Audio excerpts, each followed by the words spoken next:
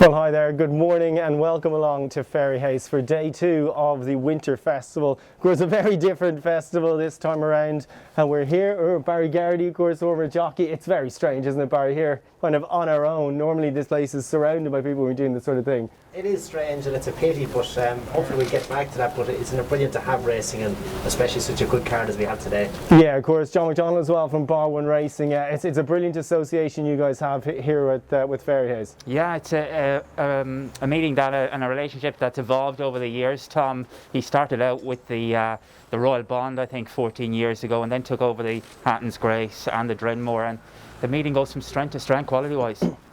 Well, let's start at the start. We get underway at noon. Again, Bar 1 Racing, of course, sponsoring the entire card here, and we start with this Mare's Chase. How do they bet for this, John? They're currently betting for the field. Emily Moon, Jessica Harrington's mare, is 4-1. Ellie Mack, 13-2, along with Peter Fahey's mare, Lunch in a Dare. 7-1, Robin de Poit, Gordon Elliott's mare, and they're betting 8-1 Bar Cushinstown Finest in around 8-1. Typically competitive affair to get things underway. Anything standing out for you here, Barry? Yeah, very competitive. Emily Moon will be the obvious one, but just needs to jump a little better than she has on her recent runs. One that, like myself, Cushinstown Finest, number 8, ridden by Jordan Gainford, £7 Claymore. I think he's a name for the future, and a fellow you might see turn professional in time, but he's one for the future. And I think her form is good and solid and seems to stay really well. I think she's a good chance. Good stuff. You fancy anything here, John, or any particular money for anything in the opener? Lunch in a Dare, there was a few quid for that. Peter Fahey's mare, I think she's only had 3 runs over 3 chase starts, yeah. So she looks like a mare might be primed for this, and given her unexposed profile, I think she's around 13-2, I said, Tom. She could be one with a squeak. Good stuff. Obviously listen to the preview we put up on fairyhouse.com earlier on in the week. Anyway, we'll start then with our graded action, the Juvenile Hurdle. I think just 5 go to post here now, John, do they? 5 to post, Tom, you're dead right. Yeah, Glorious Off is an absentee, and we're 5-4 Saint Sam, 9-4 Druid's Altar. Zana here is 5-2, Rock Chica and White Arp at much bigger odds. I mean, the Willie Mullins horse kind of jumps off the page a little bit here. 2 wins in France and then straight into graded company on stable debut, Barry. Yeah, and potentially could be very special. We don't have an awful lot to go on, but one of Willie's coming from France for the right people as well, so it's hard to oppose him maybe, but I think there is good solid form. Druid's Altar was impressive in Punchestown, and likewise Zana here, albeit the form was slightly let down by Zana here by his runner-up Willie's horse, who was beaten next time. But I like Zana here. To me, he's shaped like a horse with a good bit of improvement, so I think he's one to keep an eye on. I suppose just on San Sam as well, the fact that Willie does kind of go into a graded race first time out, I mean, he's sort of famed for taking them steady. Is that something that would sort of flag it for you as well? Well, he's a dual winner, so he doesn't have many options, so he really has to step into this company to see where he is. Interesting though that he has him out as early as I know it's nearly December, but Willie's standards are different from everyone else's though. So it's one to watch, but he could be something special. He has all the potential, but I think the opposition are stronger than a lot of other years. I think this is a competitive race. Yeah, absolutely. And I suppose, I mean, you've had success in this race in the past as well. It can be a real sort of flag for those big 4-year-old races coming up early next year. Exactly, and there's definitely 4 or 5 juveniles that are standing out early on, which isn't always the case. Yeah. I like Zana here, I like Druid's Altar.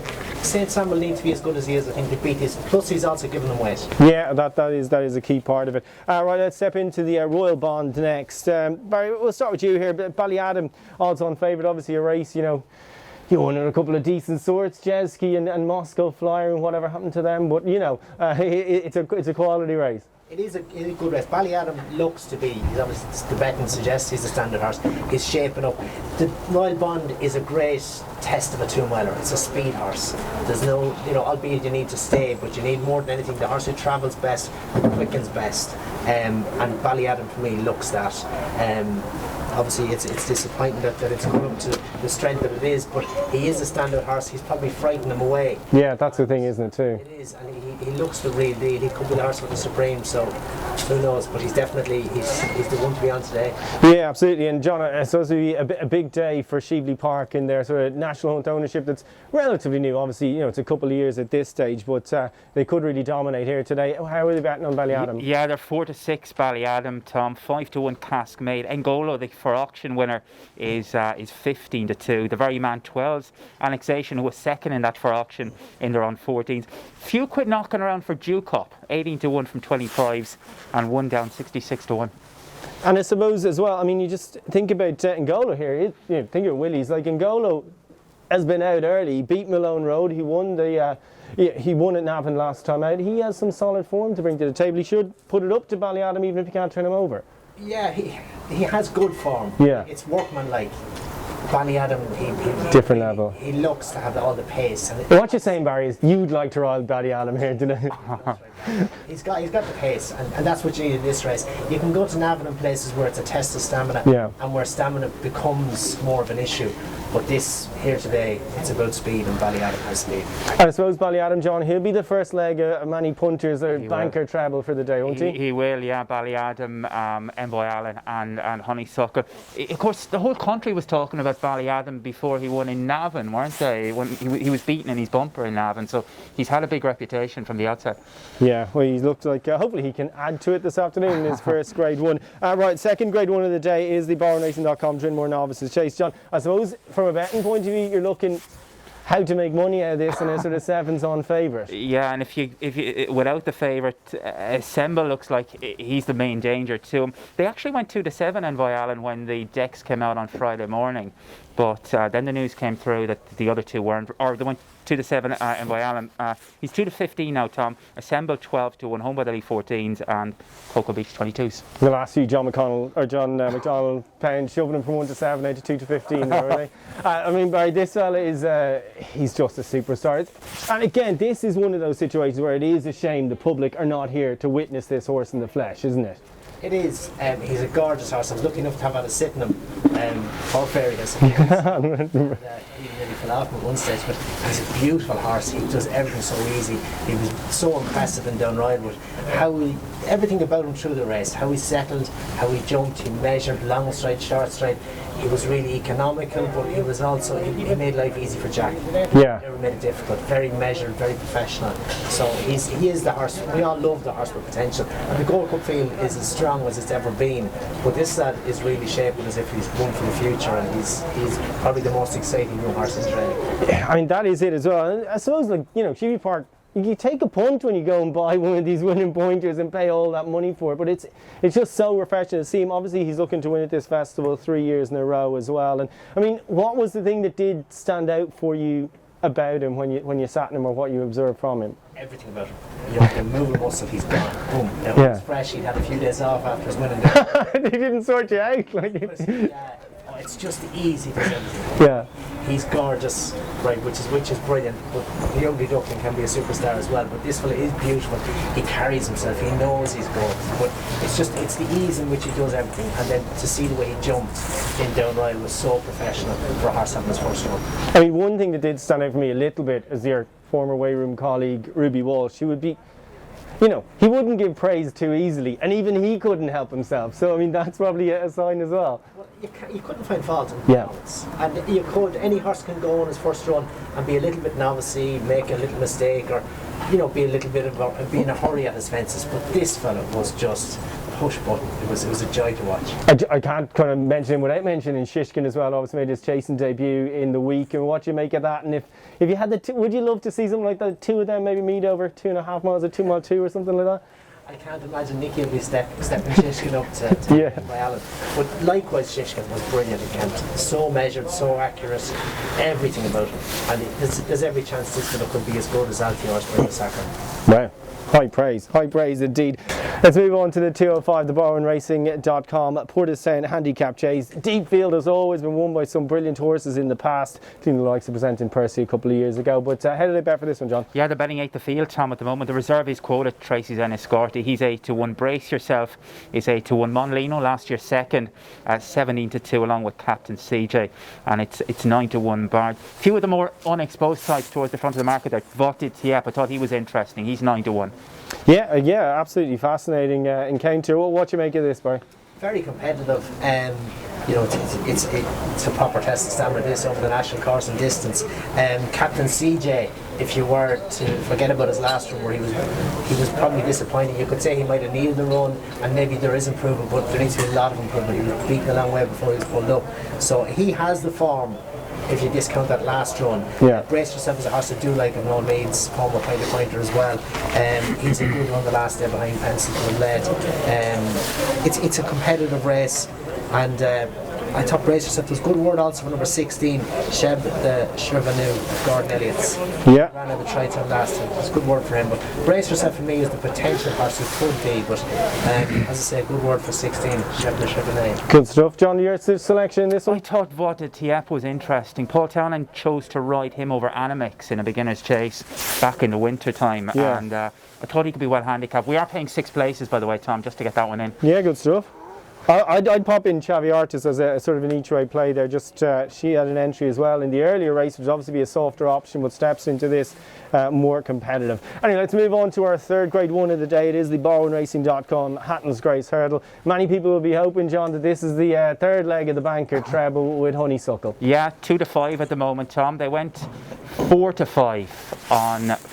There are some shrewd people sitting out there in really nice dockets who bet on Tuesday and Wednesday, aren't there? I think you get odds against the double, let alone the treble. So 2 to 5 at the moment. 7 to 1 Beacon Edge, 9 to 1 Bacardi's and Ronald Pump, 22 Super Sunday, 40 to 1 Cracking Smart. Obviously, Fury Road is a non-runner now. Yeah, that's significant, isn't it? Because you'd kind of think by maybe if there was any stamina doubt about Honeysuckle, maybe he'd be the horse to possibly expose it. Well, he looked like the main danger, so Yeah. see, he's out of the equation. And then you look at the stamina. So for me, Ronald Pump.